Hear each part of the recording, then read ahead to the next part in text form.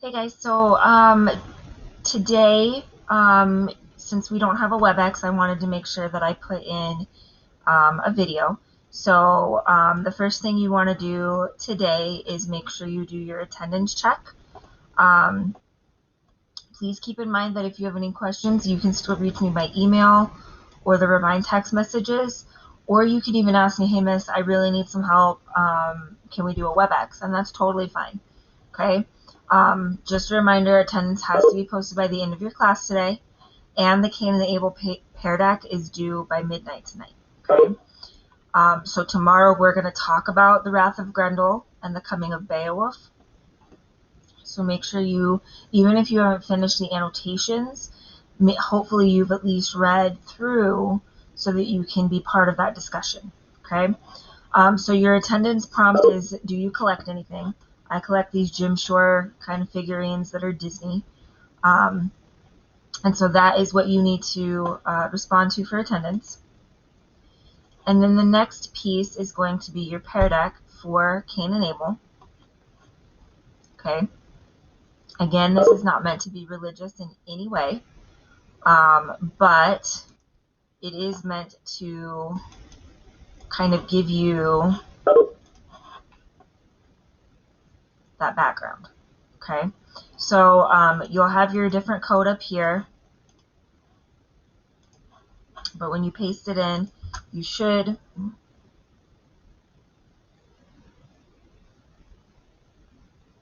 take you to the PearDeck for Cain and Abel. Okay, and so there's 15 slides. That should be pretty easy for you to go through. Okay, but I wanted to go through the directions with you for these. So you're going to read through and annotate the different versions of the Cain and Abel parable that you are going to see. Okay, so each slide is going to ask you to drag icons to the area that you want to annotate. So you're going to use the exclamation point to mark something that is new to you or surprising to you. You're going to use the question mark for something that's confusing or something that you have a question about. And you're going to use a green check mark to show that something is important to the story or the version. Okay. So we have a little bit of background here in case you are not familiar with the story of Cain and Abel. They are the sons of Adam and Eve. They're first introduced in the Torah, and then they're brought into the Christian Bible in Genesis and into the Quran. Okay? So in each one of these stories, Cain kills Abel, and it's technically the first murder on earth. And so God gives them a punishment, Cain a punishment. And so we see in our texts that Cain's punishment has affected his descendants, and the Beowulf author is saying that Grendel is a descendant of Cain because of this murder. Okay.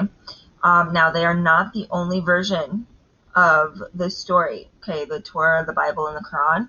There's many different reasons. Okay, and so what we want to do is go through and just see the different versions. So I'm going to ask you to draw or type 2 things you already know about the subject, so you can type by using the text feature. And then you'll see you've got these icons right here. And so you're just going to drag them around until you find where you want to put them. Okay? And that's how you're going to annotate each one of these versions. So this is the one that's from the Torah. So look at the top because it's going to show you up here, whoops, that's the title. So this one comes from the Torah.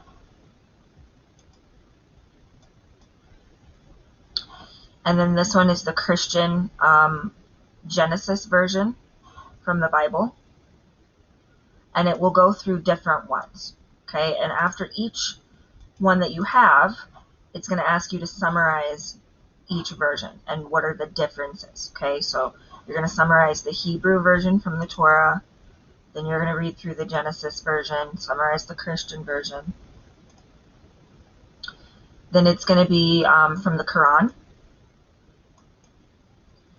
One from Palestine, and this is, I don't really know how to pronounce this, Kabil and Habil. So they've changed the names a little bit. But that's from Palestine. And then I'm going to ask you to give some similarities and differences between each story, and then what surprised you. Okay. Then finally, you've got a couple slides. One is to identify motifs, which are ideas that repeat. So something that you see in each story that repeats itself over and over again. Okay, these are single word ideas. Okay, so like an idea of a motif would be if you see the color blue throughout a novel. That would be a motif. Then your next slide is asking you to do the same thing, but with theme. So this is where your motif might tell you what lesson the reader should learn. Okay, so the motif might be the color blue, but perhaps the theme that we learn because of the color blue is blue generally represents peace and harmony. So maybe there's a theme in the book that says everybody should be peaceful. Okay, now that's not from Cain and Abel. That's just a random example that I made up in my head. Okay, and then finally, your last slide is to connect it. So what is something interesting that you learned from these parables? And then how can this information relate to the Beowulf text as we've read so far? Okay, and remember, once you get to this point, you have now completed the PearDeck, and it should save your progress. So I will be grading based on who completes all of the slides. Okay, please let me know if you need help with anything. This is due tonight by midnight, and it is worth points. So keep that in mind as you go through this. But do reach out if you have any questions. And I will see you guys tomorrow in WebEx, and we will start discussing the literature piece.